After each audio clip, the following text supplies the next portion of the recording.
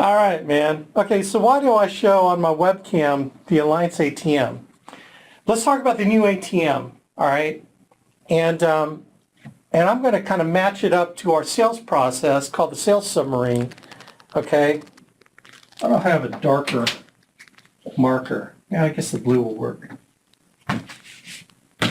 Okay, so I'm going to give you just a quick overview. I've got like this 3-hour video or 2 hours and 45 minutes on the sales process, and it's really detailed, okay? But the purpose of this is to give you just a brief overview of it so that you can drill down deeper later. I just want to get you to kind of understand the process based on our ATM, okay, so that you can get a feel for how to basically do it and kind of cover it. So I'm going to flip through it. I'm going to show you the process. I'm going to kind of lay it down here.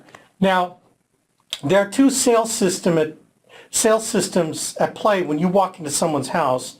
Okay, you decide which one to do it. Okay, so that's you. Golly, I can't get a dark enough marker. That isn't good either. Let's see if I can find this one. Okay, that's you. When you walk into the home, you can either choose a client sales system, or you can choose the ATM, okay, and implementing the ATM properly, okay? So what's the client sales system? Client sales system is, number one, they're nice to you. They bond and rapport with you. In fact, they're overly nice. In fact, you're thinking that everything's rocking, and they're actually super nice to you. Why? Because they're going to lull you to sleep. They're going to be so nice to you that they're going to steal your prices. Okay, they're going to have you run quotes, and they're going to steal your prices.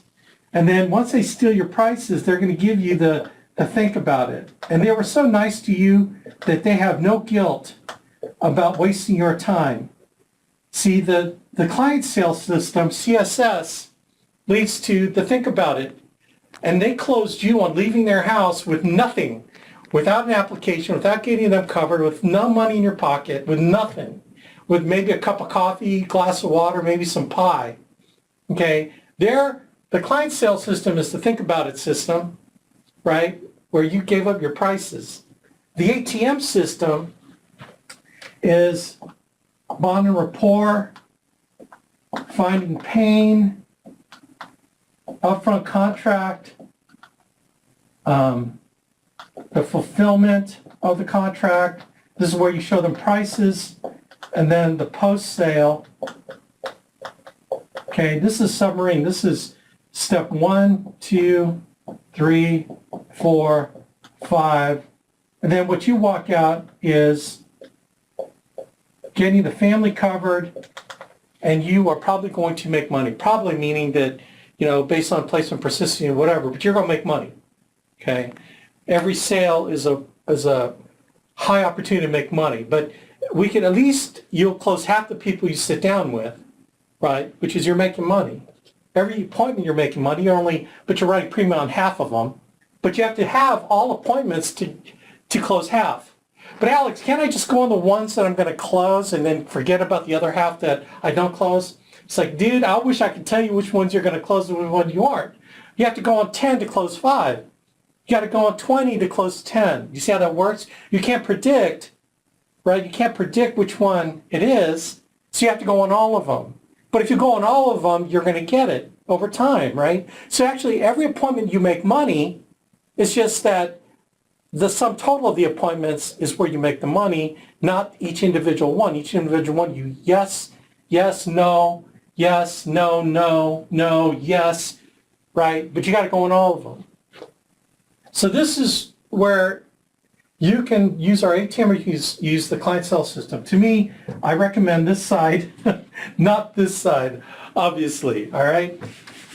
So the beautiful thing is that we have the ATM, the Alliance Training Manual, that we recently revised to make it much more streamlined, okay, to mirror our process and take care of the client. I call it the Sales Submarine, okay, so I'm going to attempt to draw a submarine, that's a fin, and then the propulsion system. Okay, so that's the Alliance Sales Submarine, and there's a periscope, and it just might even be yellow, okay? For all you Beatles fans, all right?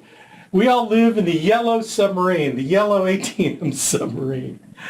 Okay, so why do we use the submarine analogy?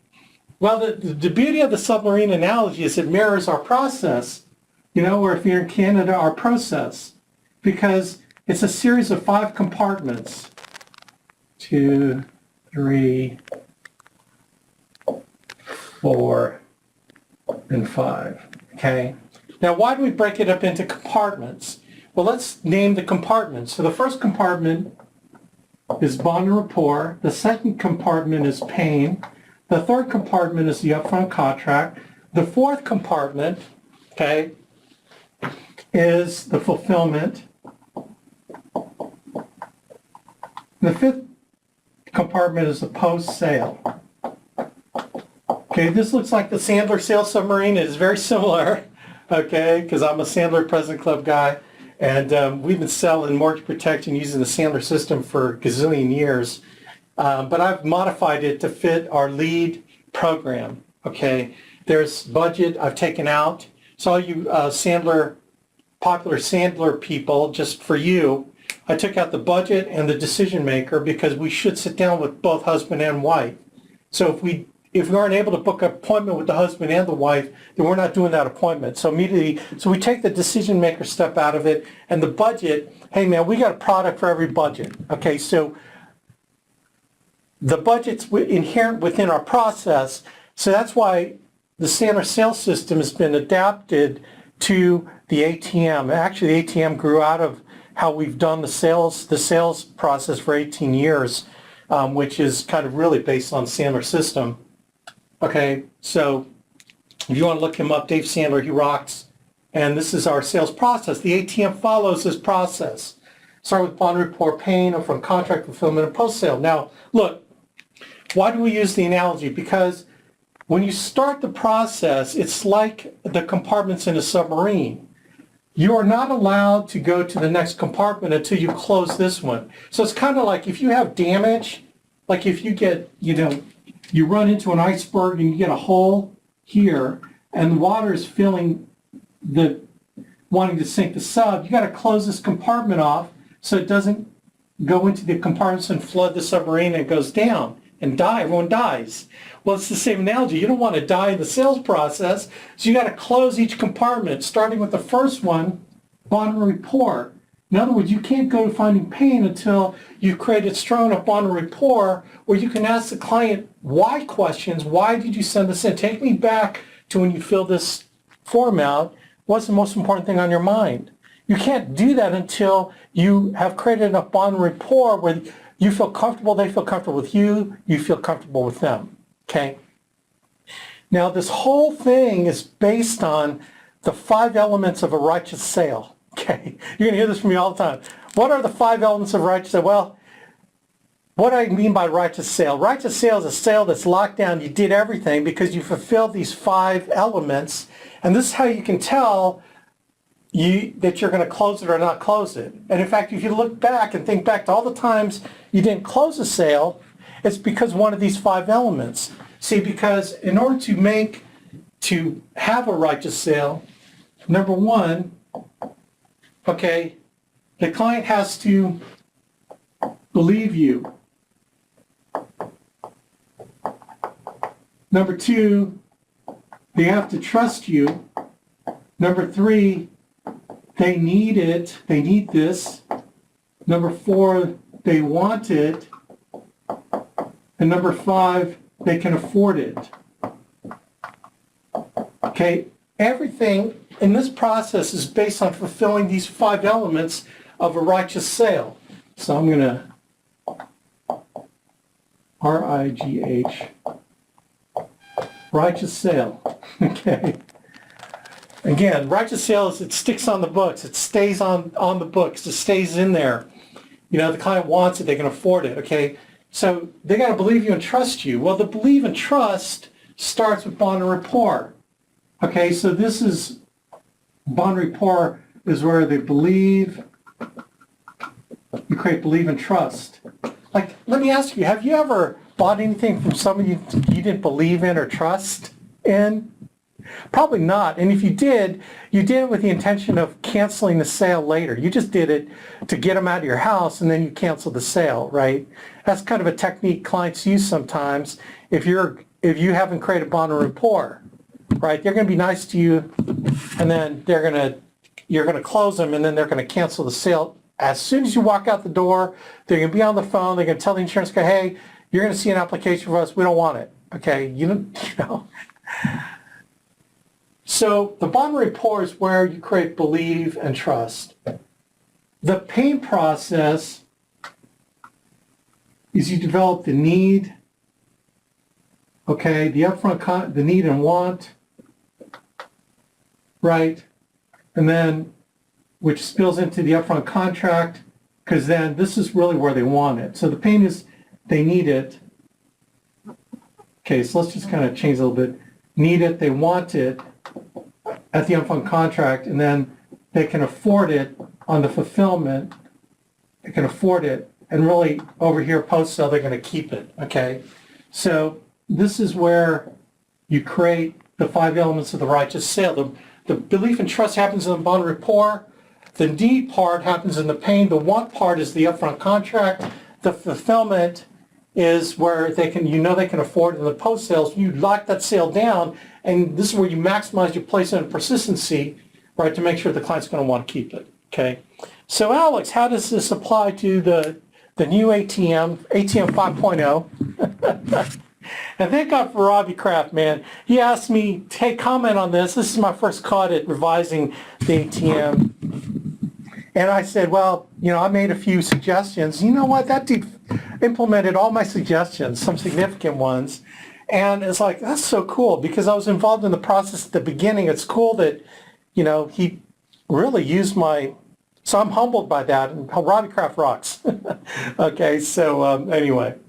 So if you can see on my webcam, I've got the alliance, okay, the first chart. So this is where the bond report starts. All right, now this is going to be just an overview. I can go into more detail. But basically you want to come into the home, kick your shoes off, shake their hand, look them in the eye. You're dressed not up, but dressed sharp casual, khaki shirt, or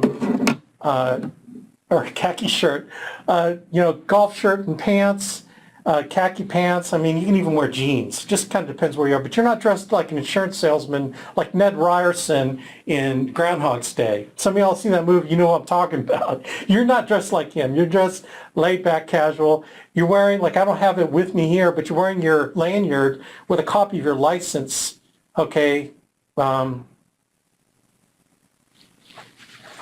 Okay, let me grab something that looks like a lanyard.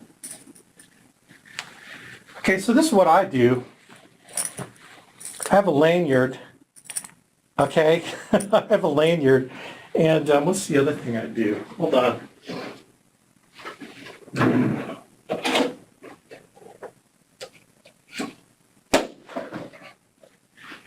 Okay, the other thing I do is I don't try to look controversial, so I do this. I take my sniper glasses off, and I put my normal glasses on. So these are like more nerdy, more normal glasses. So I don't put anything like, real, the client looks at me and goes, what's up with you, dude? You trying to anyway. So I don't ever try to look controversial in any way, and then I have my lanyard with my license in it. It's pretty nerdy, but you walk in there and you're like Mr., professional. You're not dressed up, you're dressed kind of down, but you have your license and they can see it. You look, if you're a lady, you're dressing very conservative, maybe something buttoned up to here instead of something buttoned down to your midriff. I mean, you're not wanting to cause distractions. You don't want to do anything that causes a distraction, and then because you only have 90 seconds to make a good impression. Okay, and then you walk your way to the table, the kitchen table, and you sit there instead of sitting on the couch. Man, closing rates go down when you sit on the couch. You got to sit at the table. Alex, but they don't have a table.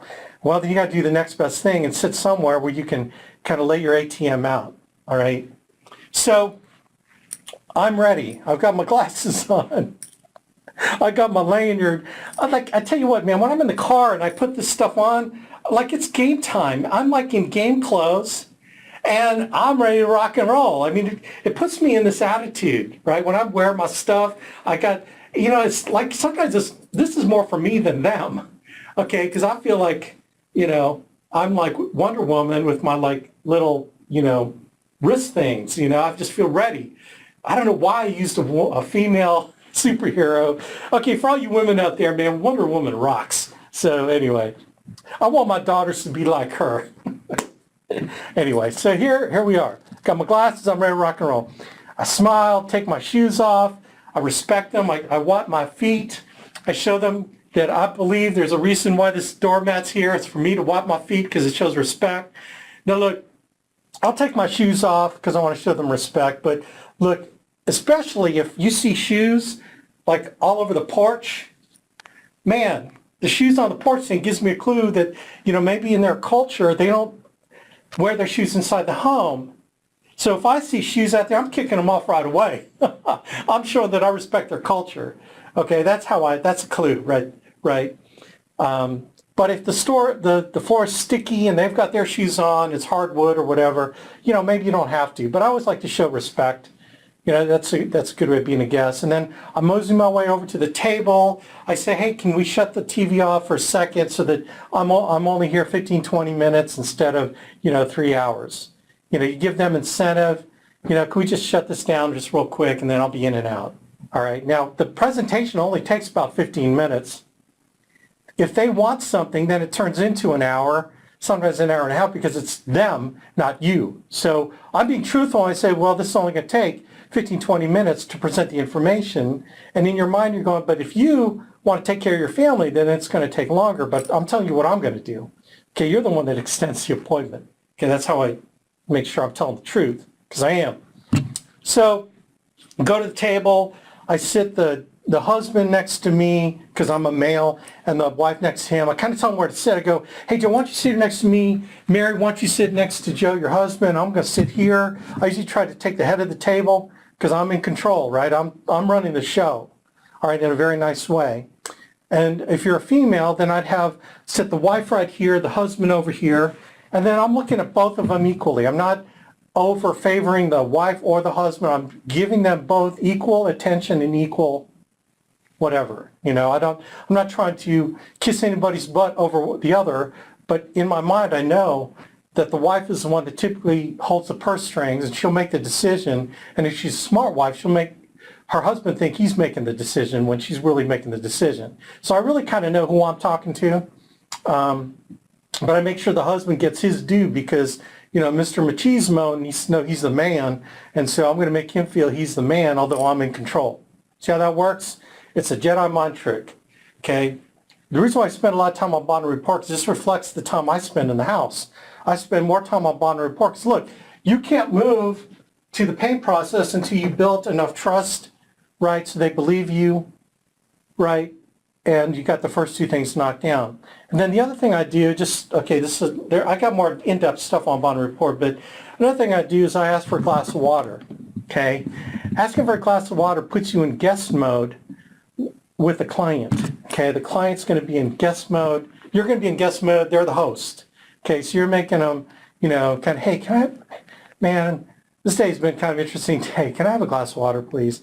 And then she runs off or he'll run off, whatever, or they'll even offer you a Coke. If they offer you anything, never refuse. Never start an appointment with you refusing anything. They say, hey, would you like some kimchi? And I say, I'd love some, okay? And they serve you kimchi, which is a Korean dish. Okay, it might not smell too good, but I always accept it. Doesn't mean I got to eat it, but I put it right here, and then I start business, right? Okay, so never refuse anything. That's another tip, okay? And then the bond report step, I'm asking them questions. Hey, this is a pretty nice house. How long you been here? Only if it is a nice house. If it's a crappy house, I will not say this is a nice house. Say, hey, how long have you guys been here? And I'm pulling out my ATM, okay, just as nonchalant. I'm not saying, okay, Joe and Mary, here's my ATM. I'm going to show you this presentation. No, man, it's subtle. Okay, you're just kind of putting it out there. You're opening it up. Okay, you open it to the first slide, and you're finding out about them. And so this, where the bond report starts, is from when you walk in the house. So the bond report process here begins as soon as you walk in the door. Okay, and then when you open this up, okay, you're continuing it. And I don't spend a lot of time on slides. I don't even read it too much. The slides are there, but it allows me to ask them questions. Remember, this is your tool to help you ask them questions. So I say, let me tell you a little bit of who we are. Okay, we're called the Alliance, right? And our job is to partner with all these mortgage companies and their clients, right? And we've got all these partnerships all over the country with about 15 different companies to help all the myriad of mortgage companies out there that have clients like you. And our job is to cover all their clients with this product we call mortgage protection insurance. Okay, now that's if you're going into mortgage protection lead. If it's a marriage lead or a final expense, I'll just say generically, we've got agreements with all these companies out there to cover their clients with mortgage protection, life insurance, annuity, retirement protection, and so on. And I'll just refer to this chart. And by the way, now they added this. I don't know if I'd use it here, but it's up to you. By the way, we're in the process of hiring like crazy because we're growing like crazy. Okay, that's a seed planted. You don't have to say we're hiring them, but we're in the process of hiring like crazy because we're growing like crazy. So that gives you an indication that we're growing. Then I just flipped the chart. Let me tell you a little bit about me. Okay, now the about me is not really to tell them about you, but it's about you to ask them questions about them. Okay, so you say, I tell them, I was born on a U.S. naval base in Morocco. So that makes me African American. They laugh, especially if they're African American. They kind of laugh. They kind of look at me. Are you really African American? I just kind of, I try to be lighthearted because if I can get them laughing, then I know the bond report is working. If I can't get them laughing and smiling with me, then the bond report is not working. I need to stay in bond report until I feel good enough I can move to pain. So I tell them where I grew up, and then I ask them, so did you two grow up around here? Okay, how long have you been here? Did you move here from another place? I'm a naturally curious person, so I want to find out about them. Like, seriously, I want to know them, and that's something I would ask, right? I tell them, where I worked in the defense industry. I met my wife doing musical theater. Is that crazy or what? She was Rizzo, and I was Danny Zuko in the musical Grease, and they kind of laugh. Oh, wow, that's kind of interesting. So how did you two meet? One of the best questions you could ever ask in bond report is, so tell me about how you two met. And it comes from here, okay, how I met my wife, okay. But I tell them that I've been in this business, got my license in 2000. Like, if you're brand new, just say, I'm excited about being in this business, and I'm passionate about helping families protect their families, making sure that they're taken care of. I'm passionate about it. And I'm also compassionate. And Joe and Mary, what compassion means that I'd rather tell the truth than make someone feel good. I'd rather, so would you rather me tell you the truth of how I feel about protecting you than, trying to be overly nice to you? Which way would you rather have it? I like to be compassionate. So that kind of gives me permission to tell them the truth, not to tell them fluffy stuff to make them feel good. Okay, that's really more for me. And then what I do is I say a portion of my commissions goes to cover hungry children. Okay, that's my wrap. I say, now here's a picture of my 5 hungry children. Okay, and they're just laughing, cracking up. They think it's the funniest thing. It actually is pretty funny. Again, it gets them laughing. But I show them my hungry children. I tell them, here's my beautiful wife. All right, she's awesome. And then here's my license. I'm wearing it. But I just want to show that you can see it closely here, that I am licensed in the state of Ohio. You can look me up on the website and, whatever. So, okay, the bond and report kind of continues because you're trying to get them to trust you, and then you've got products to take care of them. You've created rapport by asking them about them and learning about them, right? And then you tell them, now these are some of the companies we represent. We've got about 15 of them. Have you ever heard of Mutual of Omaha, right? Have you ever heard of Transamerica? have you ever heard of AIG? Those are like the big name companies. They say, oh yeah, we've heard of them. Some of the millennials are younger. They may not have heard of them. And then I'll go into, well, Mutual of Omaha's been around for 135 years. They're like a, $22 billion company. We've got some of the best products. So chances are anything that you're looking for, we have it with one of our carriers. All right. That's all I say. And I show them all the logos and stuff like that. It's beautiful because it's one page now. Okay, so let's find out about you. Okay. Again, this leads you into the pain finding process. And so I asked them about them. Okay, so bond report is asking questions. One of the best questions is, how did you two meet?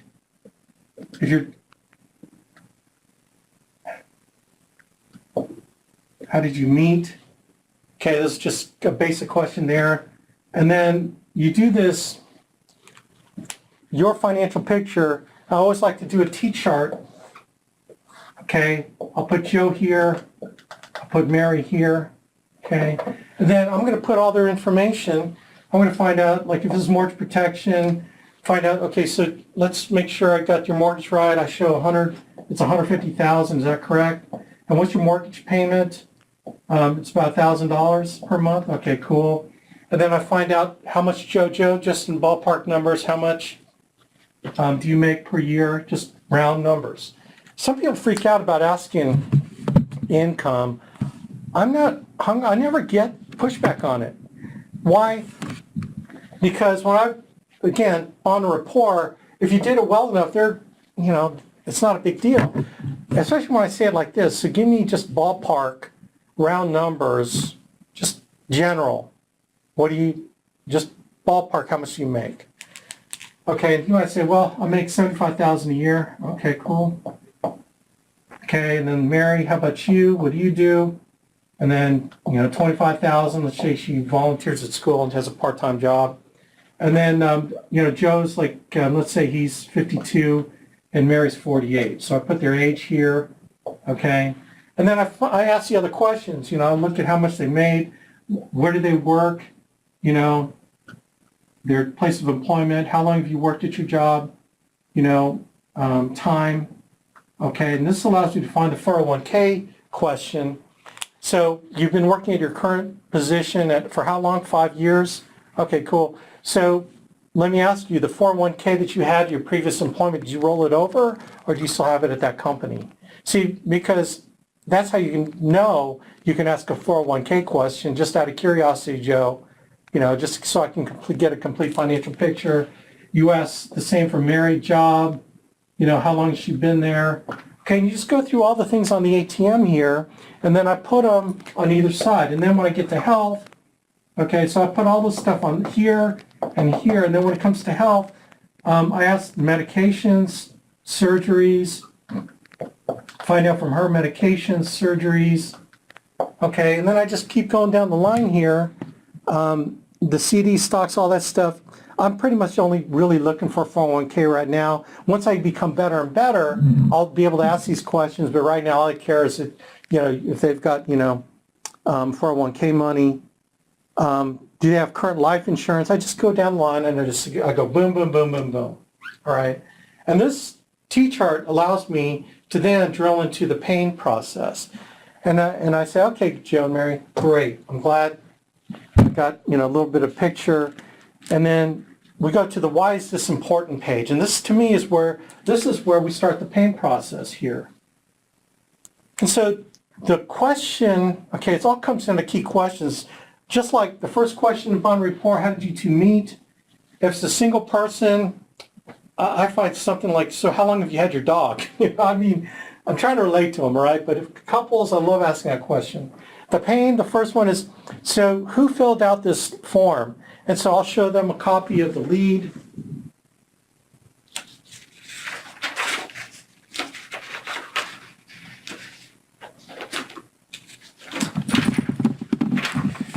So I'll show them a copy of the lead. So Joe and Mary, tell me who filled out this form, okay? And it says, the signature says, you, Doug, or you, Joe, but it looks like, Mary, this might be your handwriting. Is that correct? And I turn it over and she'll laugh. Yeah, that's me. I sign my husband's name all the time. I go, cool. So take me back. So here's the key question. Take me back to when you filled this out. Where were you? Like, why do I ask where were they? Because if they're a visual person, I want them to visually put them in the place where they were. Okay? That helps with visual people. They will like, oh, well, I was right here at this table. I saw it in the mail and I filled it out here. Then it allows you to ask, and they may not remember, oh, I don't remember. I say, well, then the next question is, well, tell me, what were you thinking when you filled this out? Tell me what you're thinking. How did you feel when you saw this? What were you thinking? Okay, and I want them to tell me at the time what they were thinking. Well, when I filled this out, it's like sounded like something I really wanted, to find out about, And then that's where the pain process starts. I've got this great, super detailed video on pain questions, but you're starting there. So what were you looking for, Mary? Well, we were looking, or Joe might say, well, we just want to get prices. So pain process always starts at a high level where it's more logical. Okay, well, the pain process, which is actually a funnel, I'm going to draw it over here. The pain funnel is you start out very logical here, and then you get them down to where it's emotional. Okay, and you got to be willing to ask 10 questions to get to the emotional reason why they need it. Okay, so this is where you're getting to the need. I need this because these bad things are going to happen. So sort of how you trace the pain process is logically they're feeling everything's fine, but then you ask more questions, they start getting sick, right? And you ask more questions and they're on their deathbed. Some people say that you're backing up the hearse to their doorstep, which you are, because you're asking questions. And so, when you ask them what's on your mind, take me back to when you filled this out. Where were you? What were you thinking when you filled this out? Okay, and then the next questions are, so tell me what would happen if I walked out of here and we didn't take care of this, and Joe, you died tomorrow in a head-on collision with a drunk driver. Okay, I'm very descriptive. I put them in a position visually where they can, in an uncomfortable one, by the way. Okay, if you feel uncomfortable asking this, you're correct, because you're putting them in an uncomfortable position of pain, because that's what you're trying to solve. So what would happen, Mary? Joe dies. How are you going to pay the mortgage? That's $75,000, and this is where I start Xing them off. I visually X them off, and I'm writing this on the back of the lead. So on the back of the lead, I'm writing all this information. So I X out Joe. So does that $75,000 keep coming? Now I always ask obvious questions because I want them to answer it. Is that $75,000 going to keep coming in? And they say, well, no. Can you see how I did that? If they're an auditory person, that is like the kiss of death. Okay? They're the kiss of death. Oh, man. So when's the mortgage due? The first of the month. So 1st of December, let me ask you, how are you going to pay your mortgage? Well, we can probably make that first payment, and then I go into negative reversing. But I'm sure you have savings. You can probably make that payment for the next year with your savings.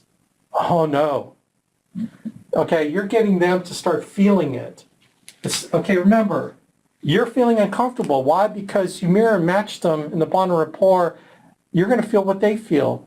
It's okay. That's how it's supposed to be. You got to make them feel uncomfortable, get them to squirm, get them feel emotional about their pain. You just drill, pain questions. So where would you live? Would you move in with your parents? Would your kids have to go to a new school? Would you sell all your furniture? Would they have to be moved into storage? How many rooms does your parents have? I mean, like really difficult stuff that they haven't thought about. And then when you feel it, it's like at the most, I turn to the husband, I say, Joe, what do you think about Mary and your kids going through all that? So Joe hopefully is a hero. And he said, well, that's why you're here. And then how I transition from paying to the upfront contract is I say, exactly, that's why I'm here. I'm going to make sure that never happens to you. So you see how I kind of transition from the lead, okay, from this piece of paper that really kind of kicks everything off, okay?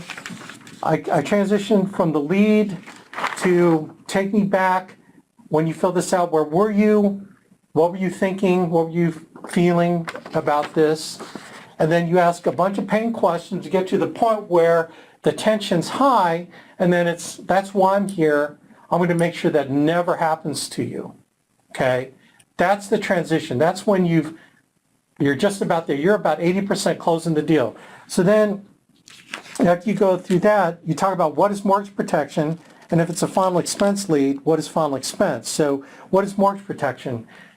Joe and Mary, that's why I'm here. I'm going to help you make sure this doesn't happen to you. What this can do is, and then you explain the slide, if you can help them pay the mortgage off, you can do that.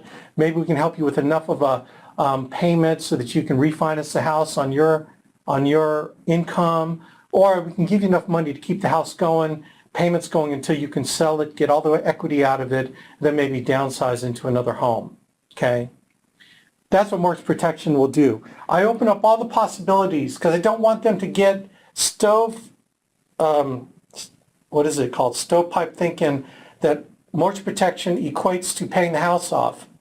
I want them to change, and it's called reframing, change the possibilities from mortgage protection is either paying the house off, giving you enough money so that you can refinance the house so that it's still affordable, Mary, on your salary, on your $25,000 a year, or I'm going to give you enough so that we'll give you a year and a half so that you can get every dollar of equity out of the house to sell it.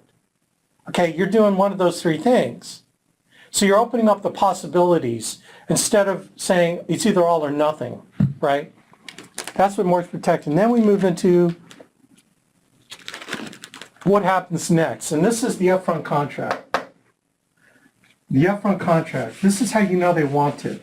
Because they got to agree to your terms of the contract, which is this is how this works. For me to help you get rid of, okay, this is sort of what you're thinking. In order for me to help you make sure that crap never happens to you, this is what I'm going to do, this is what you're going to do, and then this won't ever happen to you, right? That's, in your mind, that's the formula that you're going to give them. Is this what I'm going to do? This is what you're going to do. This is what the insurance company is going to do. And then, boom, okay? And the whole premise of this upfront contract is they're not making a big decision right now. They're making only a small decision to move forward, okay, the moving forward part. Everyone wants to think about a major decision. Everybody says, well, I want to think about it because they think it's this huge decision, right? What you're trying to do is you're trying to make this a small decision, okay? So instead of this big old decision of whether I'm going to, cover my family, that's not a decision. We already took care of that decision through the pain. We aren't going to take care of your family. All we're doing now is this is how we kick off the process of taking care of your family. So it's a small decision. This, Joe and Mary, okay, you're saying that you're going to say this, but you're going to say it the way I'm going to teach you. But this is your thought process. We're going to make this a small decision where we're just going to kick the can down the road to the next step. Okay, so all we're doing today is we're going to do the small decision. Okay, so how do you explain that? So, Joe and Mary, that's why I'm here. It's never going to happen to you. Let me explain to you a little bit of mortgage protection, boom, or final expense, boom. Let me tell you what's going to happen next. Okay, what we're going to do is I'm going to ask you questions, okay, to figure out your health situation. Okay, and then what that will allow me to do is I'm going to give you 3 options to choose from to make sure that Mary and the kids are going to be totally okay. When you die, Joe, they're going to be able to stay in the house, or they're going to be able to move into someplace, whatever the case is in their situation. I'm going to give you 3 options to be able to do that.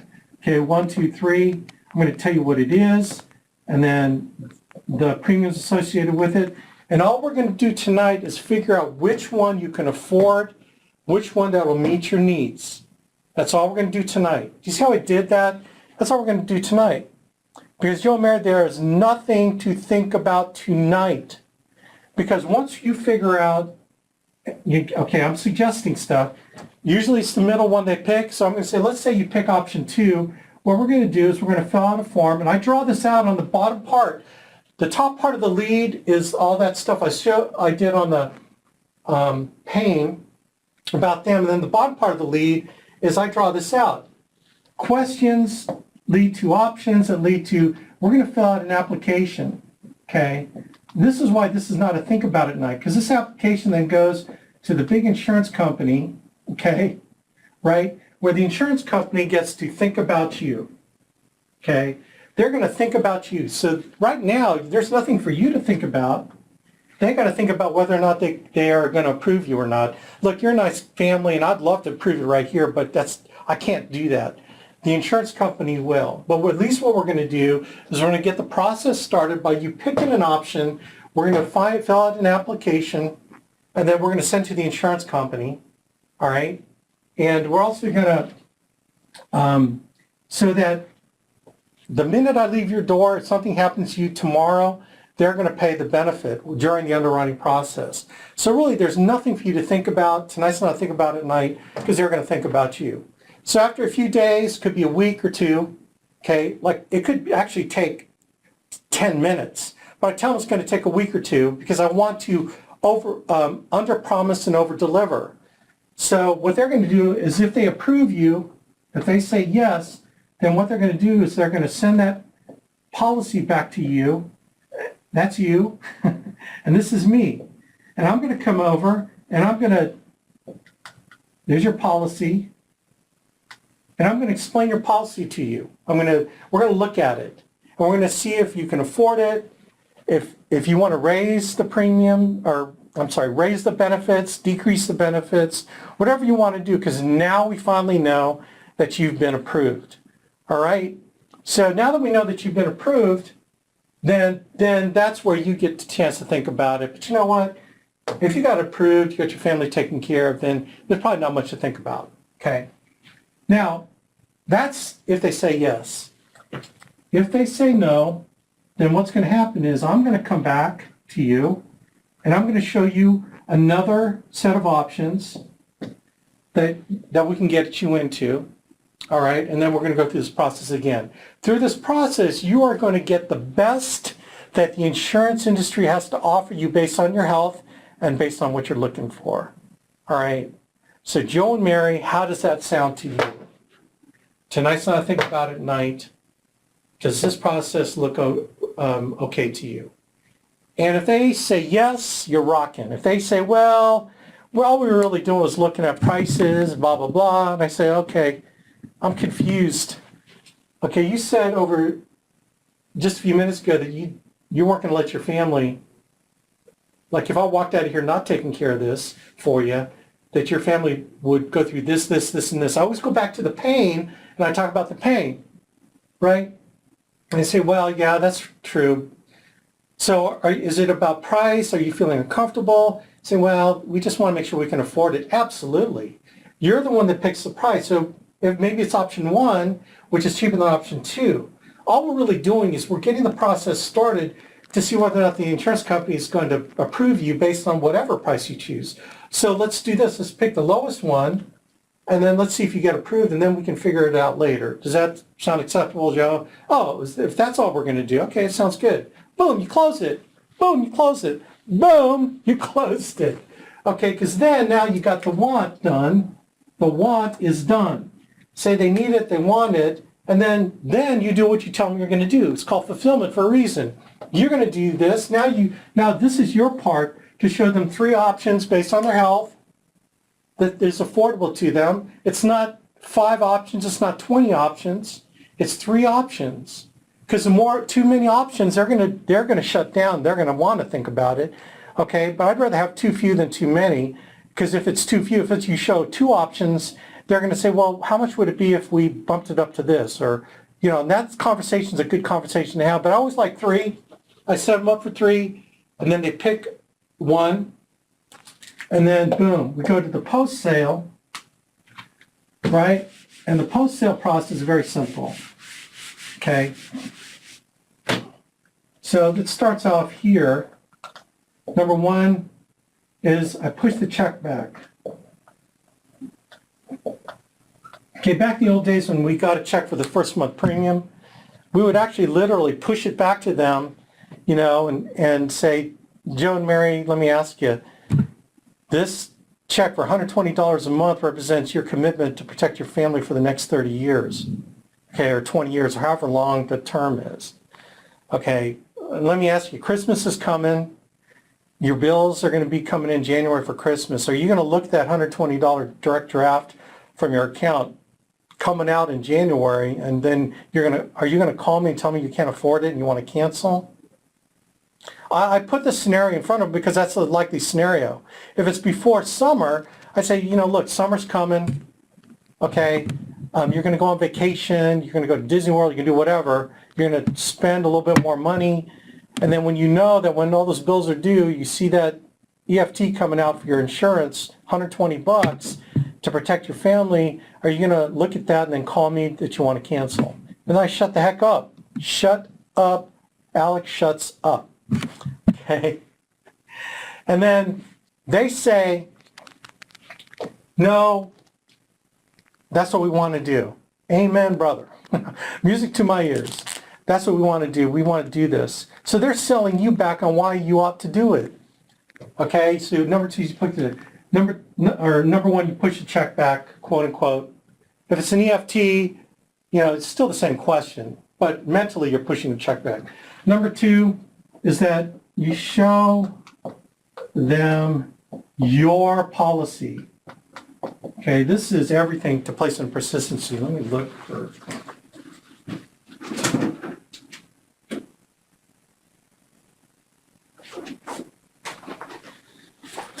Okay, so this is the policy. But how you set this up is you say, okay, Joe and Mary, would you like to see what your policy is going to look like? Yeah. Okay, great.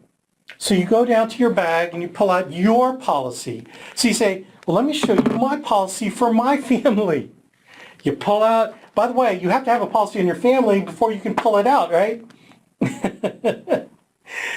Okay, so you pull out your policy. Let me show you mine. And so what you do is you do a pre-delivery and you show them your policy and you say, okay, Joe and Mary, okay, this is not a real policy, but okay, you see this page right here? This is where it shows you your benefits. And then this page will show you how much it costs over the life of the policy, okay? And then this page shows you the suicide exclusion. So if you're planning on dying due to suicide, wait 2 years, and then actually the company will pay out on a suicide. I kind of joke around.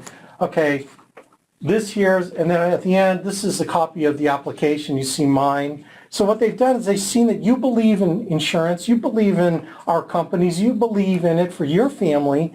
They should believe it in theirs, right? Because you showed them a policy. And for kinesthetic people that feel and want to touch, oh my gosh, say, here, check this out. And they just do the wacka wacka, wacka wacka wacka wacka. Wow, this is cool. And they're fawning all over this because now you've taken a theoretical process and put it into a physical, in their hands product that they're buying. They actually see what they're buying through your policy. So it increases your credibility and in their eyes, and they get to see it.